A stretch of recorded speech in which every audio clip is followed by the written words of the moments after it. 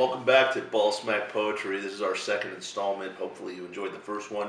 I really appreciate your comments and feedback, and I will try to answer as many as I can, when I can, personally, like from my heart, to you, especially if you have something constructive to say.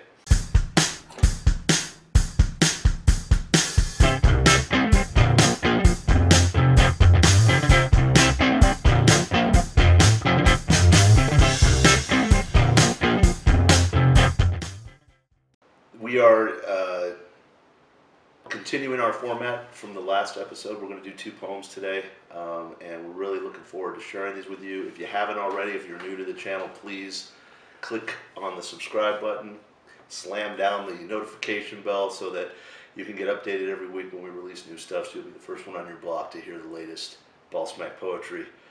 So 2 poems today, and this first one is it's a tough piece, but it's on a really important issue, which is suicide.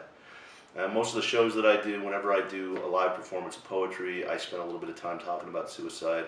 I've lost too many friends who've taken their own life. I was a cop for 25 years, so a lot of people in that business, it's a rough business, and they end up taking that option zero, as I call it. And also a very good friend of mine, local musician Tommy Marth, took his own life at 34 years of age, one of my favorite people on this earth, and to say that it opened up a devastating wound in me is an understatement. These things are going to continue as long as human beings walk the earth. The hopes in that bringing awareness to it and writing poetry about it is that maybe somebody will get some extra time because somebody intervenes or gives them some help. That's my hope. So that's A Single Breath. That'll be my first piece.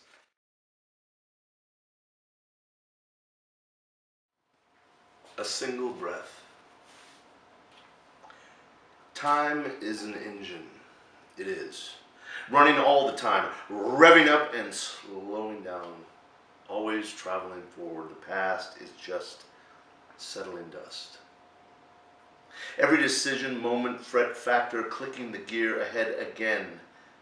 The only thing that stops time is a single breath. Taken in that moment when the world hangs on the edge of a precipice, time frozen in that instance as the atmosphere enters your lungs. Just breathe. See? It just stopped time. Breathing in, the sharp intake and whoosh of life, puffing out the chest, throwing the shoulders back, stopping time.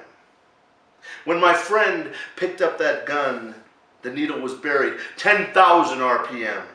Red line, jet fuel, hyperdrive, Mach 2, brain going faster than thought. And if I could time travel back to that singular moment, I would just say, breathe. Please, just breathe. Just take that breath and stop time, because it's the only way I know how. But he didn't stop time, and you know the drill. Hammer falls forward, bullet flies forward, body drops forward, time stops with last breath, but too late. It hangs in the air. Another friend captured by the speeding train of time and suicide. I breathe now. My tears stop halfway down my face. A sob partially blows from my downturned mouth. This moment frozen too, like all those breathtaking moments. I am no wizard or miracle man or time shaman. I am just some guy who stands and loses another friend. Wishes are free.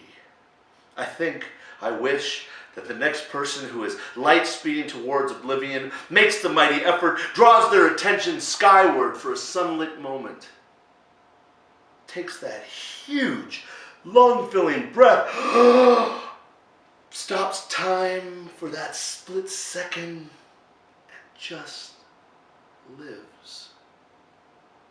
Shaken maybe, a little scared at what almost happened, but still alive.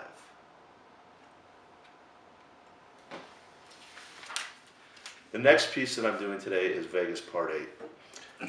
For many years now, probably close to 30 years, I've written a series of Vegas poetry, and I put it under different titles, but I've had these Vegas Part 1, Part 2, Part 3. And Part 8 is a kind of a whimsical travel about the crash that happened in 2009. I lost my house. It's one of many poems I wrote during that period, and Vegas Part 8 is kind of my picture painted of Las Vegas for me at that time. Hopefully you'll relate and enjoy. Vegas Part 8. It is so hot. Candle flame held 1 inch below the feet. Attic insulation stuffed down the throat. Sulfuric acid bath on the tay-tays. A microwave oven heating an overheated gray sponge in the think tank. Hot. I'm a grown man and chose to live here in this insufferable shithole stank-ass hell. Why? I don't gamble or whore. I don't methodate or do real estate. The school system is broken as a crackhead on Sunday morning, and the only green is tortured from the landscape. Why? I'm like the gimp, tethered in my box, ball gag, choking back the witness, sting of the whip akin with the hot desert wind. Transient people try to take you for a dime, or worse, to blend you to their falsehoods, yet still I stay, addicted to her funk, high on the limitlessness of her imagination. Vegas is so hot. Hot and sultry, like wet caramel dripping on your cone, like sugar melting in your latte, like fire in your soul. My roots too deep to pull out now. Gotta hang for the pension and the kids gone away to school. Gotta stick around and watch the deficits get harried by self-important royal family members whose only job is politics. Gotta be there for the hope of a hope of a hope that the gamble on this dusty place will pay off and not strip me naked and bare like the rest of the suckers. Gotta play to win. Odds are a funny thing. They tend to favor the winners. Most who wear suits and sit in air-conditioned back rooms in billion-dollar casinos, or maybe it's those who roll around this place caring enough about it to risk our very lives for it. Guess it remains to be seen. This gamble I have taken. I have love for my childhood here, out in the hotel pools and the awesome cool of Vegas, but we seem to be headed for celebrity only in bottle service. So it may be time for my soul to find new roots in San Diego. Anyway, welcome. Enjoy the poetry. Please remember to like and comment and share as much as you can, because I'm trying to put myself out there in the world and I'm asking you to help me. Have a fantastic day. Here we go.